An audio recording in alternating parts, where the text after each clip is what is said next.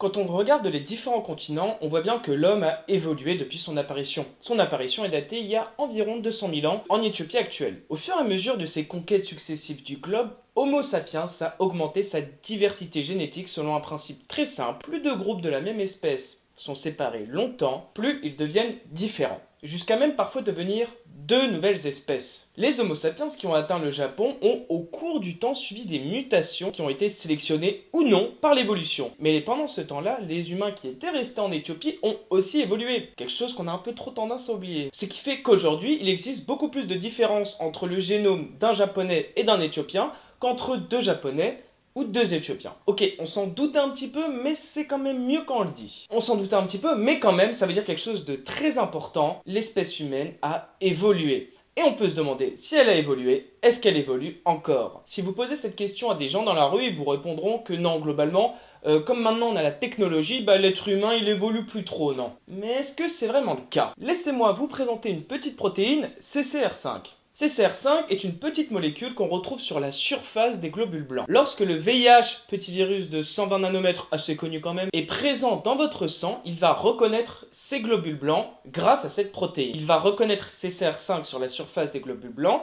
et va rentrer dans la cellule pour l'infecter. Une fois la cellule infectée, le virus va la détruire. Et donc au bout d'un moment, on se retrouve sans globules blancs. Toi tu penses qu'on s'en fout des globules blancs? Pas trop non en fait. Parce que sans globules blancs, on ne peut pas avoir de réponse immunitaire. C'est-à-dire que la moindre grippe vous tue. Pour en revenir à notre protéine, c'est comme ça que le VIH, donc le virus du sida, infecte nos cellules. C'est grâce à cette protéine qui est présente à la surface des globules blancs. Je me répète, mais c'est un peu délicat à comprendre. Donc, cette protéine est ce qu'on appelle un récepteur, c'est-à-dire que le virus va reconnaître cette protéine et va infecter la cellule. Mais du coup, qu'est-ce qui se passerait si quelqu'un avait une mutation sur ce récepteur et que du coup, le virus ne puisse plus reconnaître ce récepteur? Ça voudrait dire que du coup, les globules blancs ne pourraient pas se faire infecter par le virus du sida et qu'on serait immunisé contre le virus du sida? Bah ouais.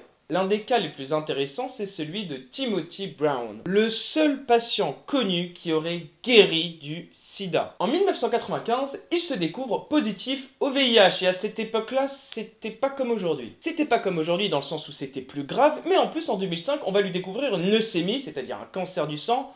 Donc il était pas très bien à ce moment-là. Donc il va accepter de faire une opération dangereuse proposée par son chirurgien qui était une double greffe de moelle osseuse. Mais la moelle osseuse, qu'est-ce que c'est donc? C'est un tissu situé au centre des os qui est responsable de l'hématopoïèse. Et l'hématopoïèse, qu'est-ce que c'est donc? C'est la production des cellules sanguines. Et l'un des types des cellules sanguines, c'est les globules blancs. Ça y est, on commence à voir le bout du tunnel là. Donc le chirurgien va avoir l'idée de lui greffer une moelle osseuse provenant d'un patient qui portait la mutation dont on parlait tout à l'heure. Lorsque la greffe a été faite, on a eu ce qu'on appelle l'effet greffon contre hôte, qui a fait en sorte que tous les anciens globules blancs, donc ceux de Timothy Brown, ont été détruits par les nouveaux globules blancs, c'est-à-dire ceux produits par la nouvelle moelle osseuse. J'espère que vous me suivez parce que c'est vrai que c'est un petit peu délicat aussi. En gros, les anciens globules blancs ont été remplacés par les nouveaux globules blancs produits par la moelle osseuse, par le mécanisme qu'on appelle l'hématopoïèse, vous n'êtes pas obligé de retenir le terme. Et ces nouveaux globules blancs, comme ils portaient la mutation dont on parle depuis 5 minutes, ne pouvait pas être infecté par le VIH. Le virus n'ayant plus de cellules à infecter a progressivement périclité jusqu'à devenir indétectable. Et il est indétectable depuis plusieurs années, c'est pour ça qu'on peut parler de guérison du VIH. Bon, au final, on voit que le postulat de départ est faux. Il existe encore des pressions de sélection. Que ce soit au niveau des êtres vivants qui peuvent constituer une pression de sélection, comme on vient de le voir avec les virus, ou que ce soit au niveau de l'environnement. Je rappelle qu'il y a eu en 2012, selon l'OMS, 7 millions de décès liés à la pollution atmosphérique. Donc même au sein de nos sociétés évoluées, on va dire, il existe des pressions de sélection qui s'appliquent quand même. Donc,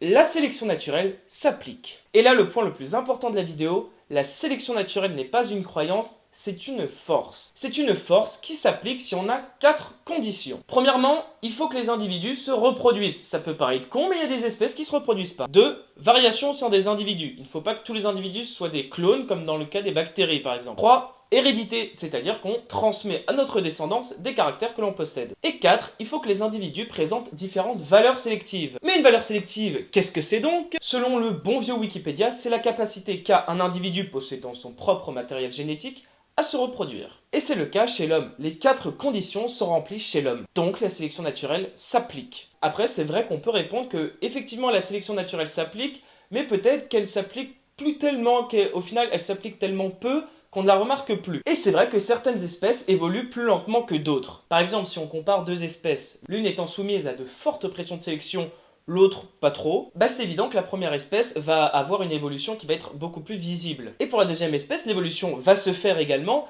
mais au final, les différences morphologiques, génétiques, etc., au cours du temps ne se verront pas tant que ça. Mais même si de longues périodes de stase, c'est-à-dire des moments un peu d'attente, où l'évolution ne se remarque presque pas, ça ne veut pas dire que ça sera toujours le cas, et il peut y avoir des changements spectaculaires qui peuvent apparaître, et suite à des épisodes de sélection particulièrement intenses. On va prendre l'exemple d'une grenouille, on va dire, qui vit dans une forêt et qui n'a pas trop de pression de sélection, elle est plutôt tranquille, la grenouille. Elle mène sa petite vie quoi, mais un beau jour, un prédateur apparaît dans le milieu. Introduit par l'homme, pourquoi pas. Une très grande pression de sélection vient d'arriver. Si bien qu'en quelques millions d'années, ce qui est court, si cette espèce de grenouille survit, ce qui n'est pas garanti du tout, de grands changements peuvent avoir lieu. Peut-être que sa peau va devenir toxique, peut-être qu'elle va mieux se camoufler, peut-être qu'elle sera plus petite, plus grande, etc. Parce qu'au fur et à mesure, les individus qui présentaient ces mutations ont été avantagés, sélectionnés, et ont pu mieux se reproduire. Tout ça, c'est pas moi qui le dis, c'est l'évolutionniste de génie Stephen Jay Gould, et croyez-moi, on va en reparler de celui-là. Voilà, c'est la fin de cette vidéo. Si vous souhaitez en apprendre davantage sur Stephen Jay Gould et sur la théorie qu'il a énoncée, je vous invite à regarder cette excellente vidéo